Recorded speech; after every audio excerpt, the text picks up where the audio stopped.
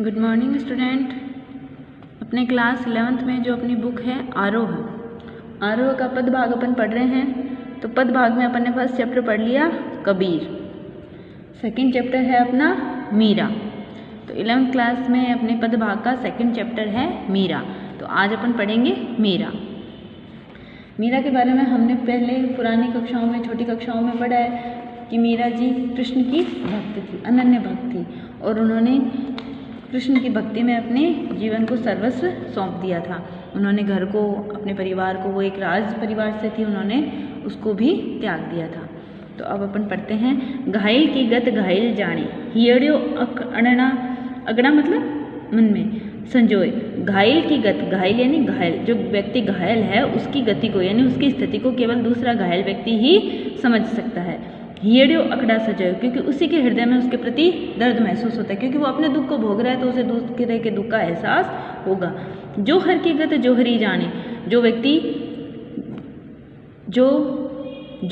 जोहर मतलब रत्न, मूल्य रत्न, जो जोहरी व्यक्ति है वो ही हीरे मूल्यों का रत्न जान सकता है। जो हीरे हैं, रत्न हैं, इनका मूल्य केवल जोहरी व्यक्ति ही जान सकता है। क्या जाने जिनको, इसके अलावा इनके बारे में और कोई नहीं जान सकता। क्या जान्या जिन खोए, जिन्होंने इनको खो दिया है, यानी जिनके लिए साधारण कांच के टुकड़े हैं, जो जोहरी व्यक्ति है वही इनकी पहचान कर सकता है, क्योंकि औरों के लिए तो ये साधारण रूप से एक कांच का टुकड़ा है। मीराबाई की पदावली, परशुराम चतुर्वेदी। अब अपन पढ़ेंगे मीरा के बारे में, इनका परिचय। तो इनका जन्म 1498 ईस्वी कुड़की गांव, जो मारवाड़ रियासत में है, वहाँ हुआ। इनकी प्रमुख रचनाएं हैं मीरा पदावली, नरसिंजीरो मायरो। मीरा ने वैसे कोई रचनाएं नहीं रची है, केवल कृष्ण भक्ति में डूबकर इन्होंने गीत गाए थे, तो वही है मीरा पदावली। मृत्यु इनकी 1546 ईस्वी में हुई। मीरा सगुण धारा की महत्वपूर्ण भक्त कवियत्री थी। सगुण धारा मतलब साकार रूप से पूजा करना। अपन ने पहले पढ़ा था कबीर में वो निर्गुण थे, क्योंकि वो मूर्ति उपासना इनकी खंडन करते हैं। मीरा सगुण धारा की महत्वपूर्ण भक्त कवियत्री थी। कृष्ण की उपासिका होने के कारण उनकी कविता में सगुण भक्ति, केवल कृष्ण का रूप दिखता था इनको, तो ये सगुण भक्ति के रूप में प्रसिद्ध थी। कविता में सगुण भक्ति मुख्य रूप से मौजूद है, लेकिन निर्गुण भक्ति का प्रभाव भी मिलता है, क्योंकि कृष्ण उपस्थित नहीं थे, फिर भी इन्होंने कृष्ण को रमा है। संत कवि रैदास उनके गुरु माने जाते हैं।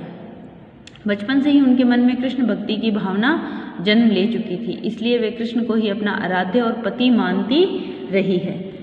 अन्य भक्तकालीन कवियों की तरह मीरा ने भी देश में दूर दूर तक यात्राएं की। चित्तौड़ राजघराने में अनेक कष्ट उठाने के बाद मीरा वापस मेड़ता आ गई। यहाँ से उन्होंने कृष्ण की लीला भूमि वृंदावन की यात्रा की। जीवन के अंतिम दिनों में वे द्वारका चली गई। माना जाता है कि वहीं रणछोड़दास जी का मंदिर, रणछोड़दास जी की मंदिर की मूर्ति में वे समाहित हो गई। ये माना जाता है ना, अपन ने सुना भी है कि अंत समय में वो द्वारिका में एक मंदिर है रणछोड़दास, उसके एक खंभ में प्रवेश कर गई, और यही उनकी गति मानी जाती है। यानी उनको उसे उस रूप में उनको कृष्ण मिले थे और वो कृष्ण में समा गई। उन्होंने लोक लाज और कुल की मर्यादा के नाम पर लगाए गए सामाजिक और वैचारिक बंधनों का हमेशा विरोध किया। पर्दा प्रथा का भी पालन नहीं किया, तथा मंदिर में सार्वजनिक रूप से नाचने गाने में भी कभी हिचक महसूस नहीं की। वो जबकि वो राजघराने की बेटी थी और राजघराने की ही बहू थी, तो ये उनके लिए था कि भाई जो उनके परिवार वाले सदस्य थे वो सारे वो इसका विरोध करते थे, लेकिन वो कृष्ण के रूप में इतना डूब जाती थी कि उन्होंने इन सब चीज़ों का विरोध किया।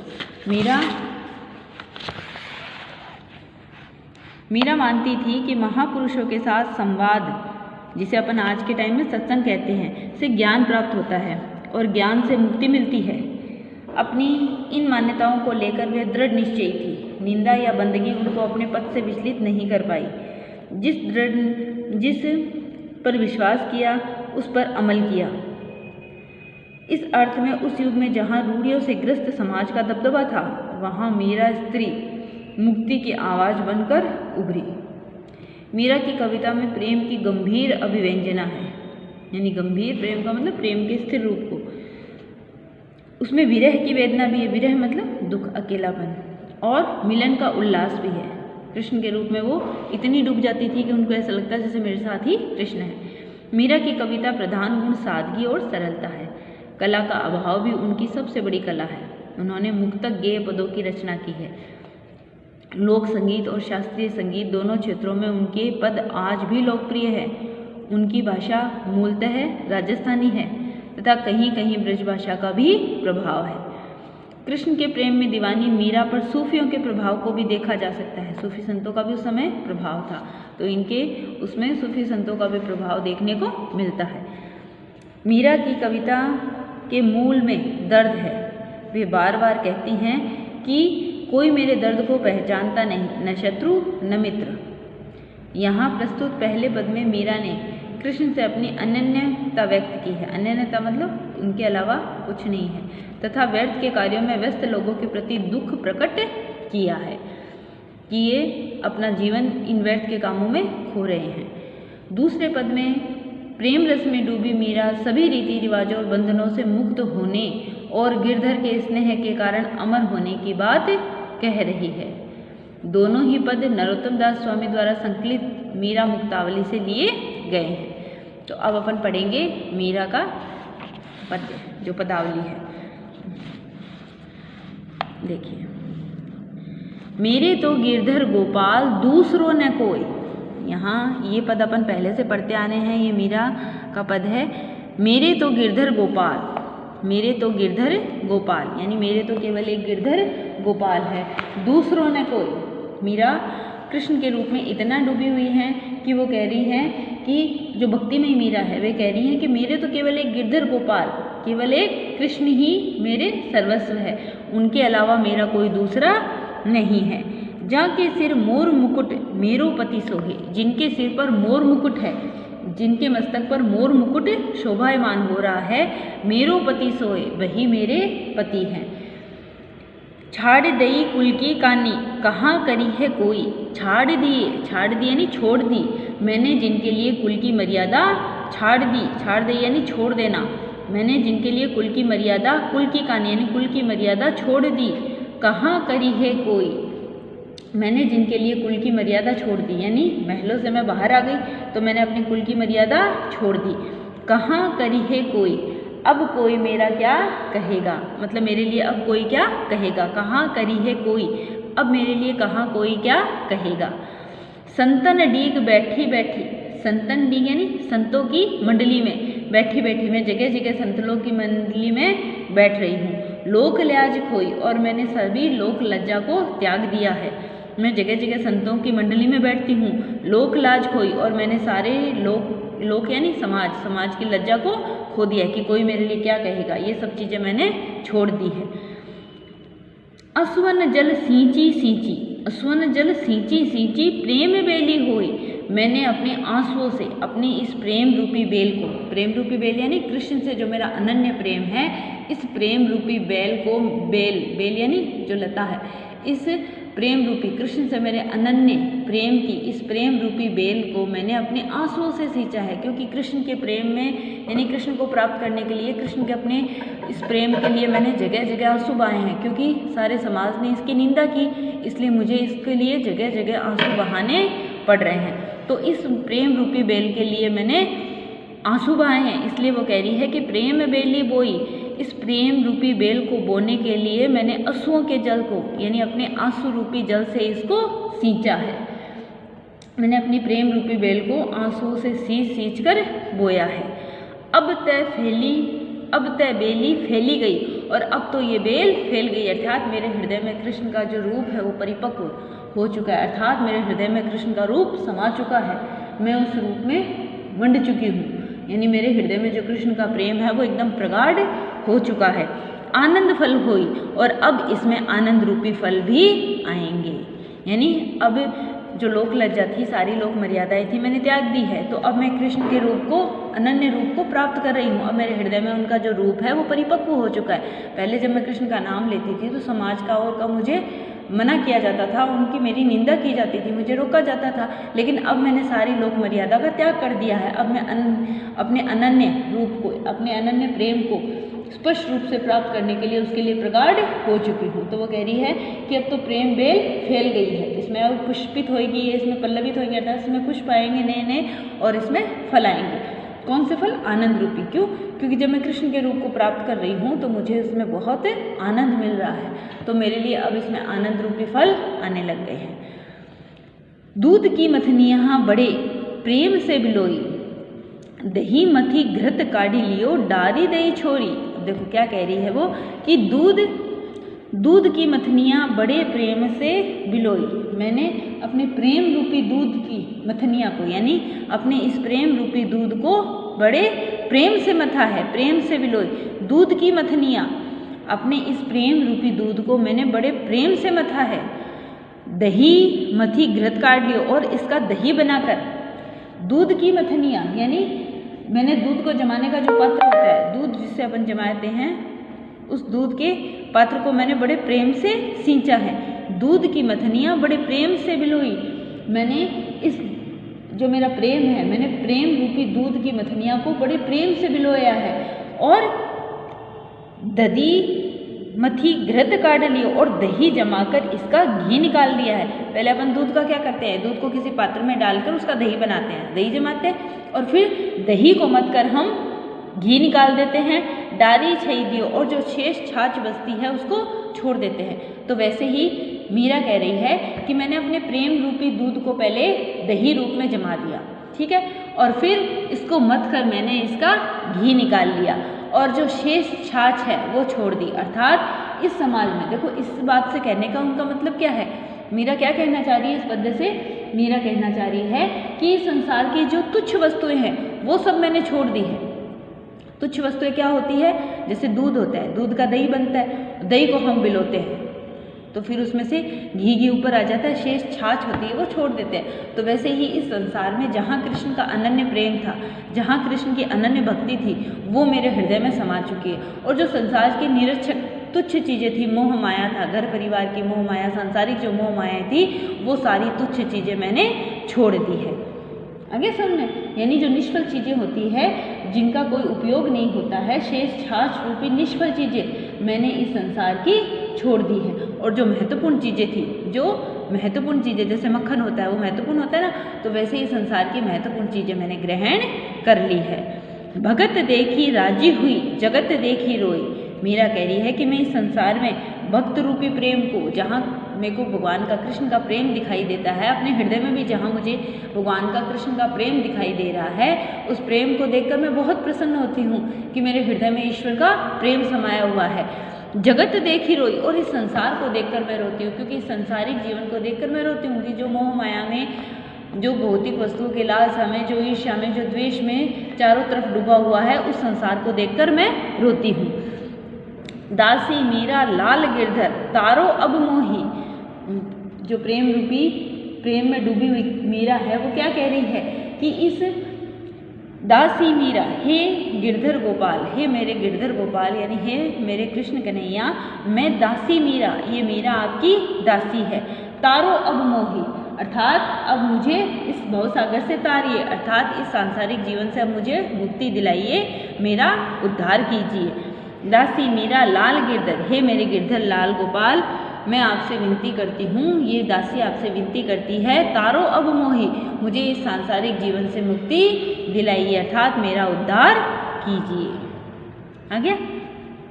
एक बार फिर से आपको समझा दूँ पूरा। देखो मैं ऐसे लाइनों से बता देती हूँ कि मीरा कह रही है, मेरे तो गिरधर गोपाल, मेरे तो केवल एक गिरधर गोपाल है, जो मेरे तो गिरधर गोपाल, मेरे तो केवल एक गिरधर गोपाल, अर्थात श्री कृष्ण ही मेरे सब कुछ है, दूजो न कोई, दूसरा मेरा कोई नहीं है।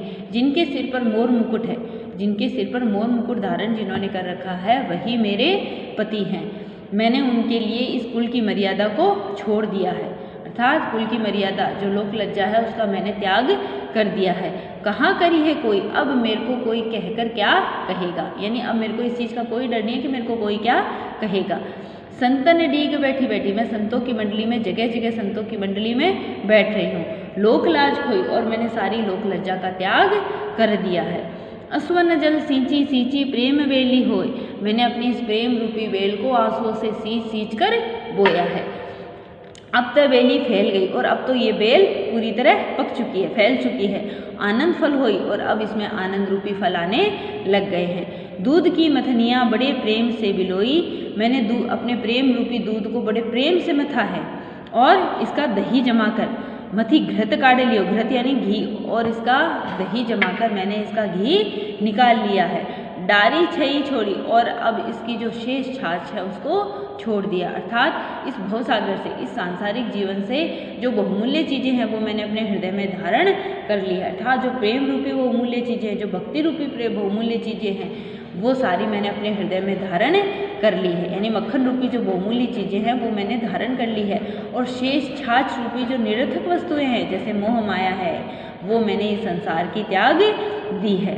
भगत देखी राजी हुई, मैं इस संसार में भक्तों को देखकर खुश होती हूँ, मेरा हृदय उनको देखकर प्रसन्न होता है, और मेरे भी हृदय में जो ईश्वर का प्रेम है उसको देखकर मेरा हृदय प्रसन्न होता है। जगत देखी रोई, और इस संसार को देखकर मैं रोती हूँ, क्योंकि इस संसार के व्यवहार को, उनकी मोह माया बंधनों को देखकर मैं रोती हूँ, उनकी मूर्खता को देखकर मुझे रोना आता है। दासी मीरा लाल गिरधर तारो अब मोही, मीरा कृष्ण से कह रही है कि हे मेरे गिरधर गोपाल, ये दासी आपसे विनती करती है, तारो अब मोही, मुझे इस सांसारिक जीवन से, इस भवसागर से अब मुझे पार लगाइए, अर्थात मेरा उद्धार कीजिए। ठीक है, अब देखो नीचे वाला दूसरा पद है आपका, छोटा सा ही है इसलिए पढ़ा देती हूँ, ज़्यादा बड़ा नहीं है, फिर इतना सा आपका रह जाएगा, आपका चैप्टर पूरा हो जाएगा। पग घुंघरू बांध मीरा नाची, मीरा कह रही है पग घुंघरू बांध मीरा नाची, मीरा कृष्ण के प्रेम में भाव विभोर हो चुकी है, तो वो कह रही है कि हे मेरे आराध्य कृष्ण, मैं आपसे निवेदन करती हूँ, यानी आपसे मेरा जो प्रेम है वो अनन्य है, इस प्रेम में तन्मय होकर मीरा अपने पैरों में घुंघरू बांधकर आपके लिए नाच रही है। मैं तो मेरे नारायण सु आप ही हो गई साची, मैं तो मेरे नारायण से, अर्थात मीरा कह रही है कि मैं अपने आराध्य कृष्ण में की दासी हो चुकी हूँ, यानी मैं अब उनकी दासी हो गई हूँ। मैं तो मेरे नारायण सु, अर्थात उनके प्रेम में इतना डूब चुकी हूँ कि मैं उनको समर्पित हो चुकी हूँ, यानी मैं तो मेरे नारायण सु, मैं तो उनके अंदर जा चुकी हूँ। मैं तो मेरे नारायण सु आप ही हो गई ही सांची, सांची का मतलब सच्ची, यानी मैं तो स्वयं ही, जो नारायण मतलब कृष्ण है, आप ही का मतलब होता है स्वयं ही, और साची का मतलब सच्ची, तो वो कह रही है कि मैं तो अपने नारायण से सच में ही एक हो चुकी हूँ, यानी मैं उनमें स्वयं में समा चुकी हूँ, मेरा कोई अलग अस्तित्व नहीं है, अर्थात मैं उनके प्रेम में डूबकर उनमें समर्पित हो गई हूँ। लोग कहे मीरा भई बावरी, मीरा कहती है कि लोग मेरे लिए कहते हैं कि मीरा तो बावरी हो चुकी है। न्यात कहे कुलनासी, न्यात कहे कुलनासी, न्यात यानी परिवार के लोग, जो समाज के लोग हैं, जो उनकी कुल के लोग हैं, कुलनासी जो मेरे समाज के लोग हैं, जो परिवार के लोग हैं, वो कह रहे हैं न्यात कहे कुलनासी, पारिवारिक लोग कहते हैं कि ये तो कुल का नाश करने वाली है। विष का प्याला राजा राणा भेजा पीवत मीरा हंसी, मीरा कह रही है कि समाज के लिए कह रही है वो, कि सब ये कह रहे हैं मेरे लिए कि ये तो बावरी हो चुकी है, मीरा बावली हो गई है, जो कुल को और लव लाज को छोड़कर उसकी कुल को नाश कर रही है। मीरा के इस रूप को देखकर मीरा के लिए कह रहे हैं कि ये तो कुल को समाप्त करने वाली है, कुल का नाश करने वाली है। विष का प्याला राणा भेजा, राणा जी ने कुल के विपरीत आचरण करते हुए मुझे मारने के लिए जहर का प्याला भेजा। विष का प्याला राणा भेजा, मुझे इस संसार से भेजने के लिए, यानी मुझे मारने के लिए विष का प्याला उन्होंने, राणा जी ने विष का प्याला भेजा। पीवत मीरा हंसी, जिसे मीरा हंसते हंसते पी गई, यानी इस जहर के प्याले को भी उसने सहर्ष पीना स्वीकार कर लिया। मीरा के प्रभु गिरधर नागर सहज मिले अविनाशी, मीरा कह रही है कि कृष्ण की कृपा से, यानी ईश्वर की कृपा से, जो मेरे कृष्ण गिरधर गोपाल है उनकी कृपा से जहर का भी मुझ पर कोई प्रभाव नहीं हुआ। क्यों? क्योंकि मेरे तो आराध्य गिरधर कृष्ण हैं और मैं उनके चरणों की दासी हूँ, इसलिए उस अविनाशी प्रभु के दर्शन सहज भाव से हो गए। अविनाशी जिसका कोई विनाश नहीं हो सकता, तो जब मेरे प्रभु गिरधर गोपाल है तो क्या मेरा कोई विनाश हो सकता है? क्यों? क्योंकि स्वयं जो अविनाशी है वो तो मेरे साथ है। इसलिए वो कह रही है कि सहज मिले अविनाशी, क्योंकि मुझे सहज रूप से इस प्रेम भाव से ही वो अविनाशी प्रभु मिल चुके हैं, तो उस विष का भी मुझ पर कोई प्रभाव नहीं होगा। आ गया? एक बार फिर से मैं आपको रिपीट कर दूं, पग घुंघरू बांध मीरा नाची। मीरा कृष्ण के भाव में, कृष्ण के प्रेम में इतनी भाव विभोर, इतनी तन्मय होकर डूब चुकी है कि वो कह रही है कि मैं तो पग घुंघरू बांध कर मीरा नाच रही है। क्यों? मैं तो मेरे नारायण सु, क्योंकि मैं तो स्वयं ही मेरे नारायण में समा चुकी हूँ। आप ही हो गई साची, स्वयं ही मैं उनके अंदर समा चुकी हूँ। साची का मतलब होता है सच्ची, सच में ही मैं उनमें समा चुकी हूँ। लोग कहे, मीरा कह रही है कि सांसारिक लोग कहते हैं कि मीरा तो बावरी हो चुकी है। न्यात कहे, परिवार के लोग कहते हैं कुलनासी, कि ये कुल का नाश करने वाली है। और विष का प्याला राणा भेजा, और राणा जी ने मुझे मारने के लिए विष का प्याला भेजा। पीवत मीरा हंसी, जिसे मीरा हंसते हंसते सहज रूप से ही पी गई। मीरा के प्रभु गिरधर नागर, क्यों? क्योंकि मीरा कह रही है कि मेरे तो प्रभु गिरधर नागर है। सहज मिले अविनाशी, जो अविनाशी मेरे प्रभु है, जिन अविनाशी का मतलब जिनका कोई नाश नहीं हो सकता, जिनका कोई अहित नहीं हो सकता, तो मेरे प्रभु अविनाशी है, तो मैं उनमें समा चुकी हूँ। तो मेरे ऊपर किसी विष का क्या प्रभाव होगा? क्यों? क्योंकि मेरे तो अविनाशी प्रभु मेरे साथ है। तो जब अविनाशी प्रभु मेरे साथ है, जिनका कुछ अहित नहीं हो सकता, जिनका कोई नाश नहीं कर सकता, तो मेरे प्रभु होने के कारण, वो मेरे समय उनके साथ होने के कारण किसी प्रकार के विष का भी मुझ पर कोई प्रभाव नहीं होगा। तो ऐसे अविनाशी प्रभु मुझे सहज भाव से ही मिल गए। ठीक है, ज़्यादा हार्ड नहीं है, बहुत ईजी है, हम शुरू से इनको पढ़ते आए हैं। अब देखो इनके क्वेश्चन आंसर भी आप देख लो। पहले है मीरा के कृष्ण की उपासना। मीरा कृष्ण की उपासना किस रूप में व्यक्त करती है? वह रूप कैसा है? मीरा कृष्ण की उपासना किस रूप में करती है? मीरा कृष्ण की उपासना पति रूप में कर रही है और स्वयं भी वो उनको समर्पित रूप में मान रही है। वो कह रही है कि मैं उनमें समर्पित हूँ। अस्वन जल सिंची, भाव शिल्प सौंदर्य, इन जो पंक्तियां हैं इनका आपको अर्थ स्पष्ट करना है। अस्वन जल सिंची सिंची प्रेम बेली होए, अब तो बेली फैल गई आनंद फल होए, है ना। मीरा कह रही है अस्वन जल सींची सींची प्रेम बेली होए, इस प्रेम रूपी बेल को बोने के लिए मैंने इसे आंसुओं के जल से सींचा है।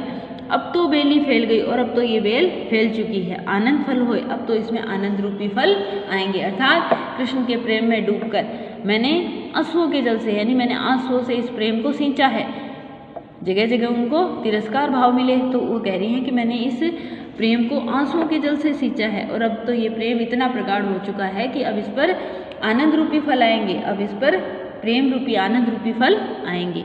दूध की मथनियाँ बड़े प्रेम से बिलोई, दही मति घृत काढ़ लियो डारी दही छोरी। मीरा क्या कह रही है? इसमें मीरा क्या कह रही है? दूध की मथनियाँ, मैंने अपनी इस प्रेम रूपी दूध की मथनियाँ को बड़े प्रेम से बिलोया है। पहले इसको मैंने इसका मैंने दही बनाया और फिर इसमें से घी निकाल लिया, और जो निरर्थक छाछ है वो मैंने छोड़ दी। अर्थात इस संसार में जो आवश्यक बहुमूल्य चीज़ें हैं वो है कृष्ण का प्रेम। सहज रूप से, सहज भावना से वो सब चीज़ें मैंने प्राप्त कर ली है, और जो निरर्थक वस्तुएं हैं जिनकी कोई उपयोगिता नहीं है, ऐसी निरर्थक छाछ रूपी वस्तुएं मैंने इस संसार से छोड़ दी है, मैंने उनका त्याग कर दिया है। लोग मीरा को बावरी क्यों कहते हैं? लोग मीरा को बावरी क्यों कहते हैं? पढ़ा है ना अभी हमने। लोग मीरा को बावली इसलिए कहते हैं क्योंकि मीरा कृष्ण के प्रेम में पूरी तरह डूब चुकी है और वह उनकी भक्ति में ही डूबी रहना चाहती है। इसके लिए उन्होंने सारे परिवार को, संसार समाज को छोड़ दिया है, और परिवार की मर्यादा, लोकलाज सारे उन्होंने प्रतिबंध, जो सामाजिक प्रतिबंध है वो सारे छोड़ दिए हैं, इसलिए लोग उनको बावरी कहते हैं। विष का प्याला राणा भेजा, पीवत मीरा हंसी, इसमें क्या व्यंग्य छिपा है?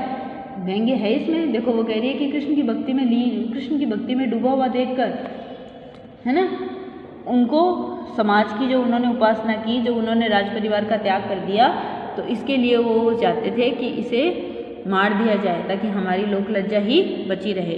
तो इसके लिए उन्होंने विष का प्यारा राणा भेजा, पीवत मीरा हंसी, तो कृष्ण की कृपा से वह भेजा हुआ विष भी अमृत बन गया। यानी परिवारजन जो उसे विष रूपी अपमान को मीरा ने हंसते हंसते हुए ग्रहण कर लिया, इसलिए इसमें परिवार पर यह व्यंग्य दिया गया है।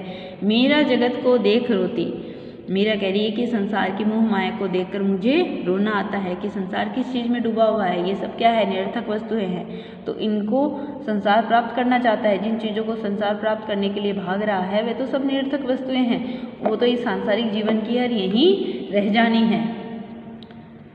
ठीक है ना।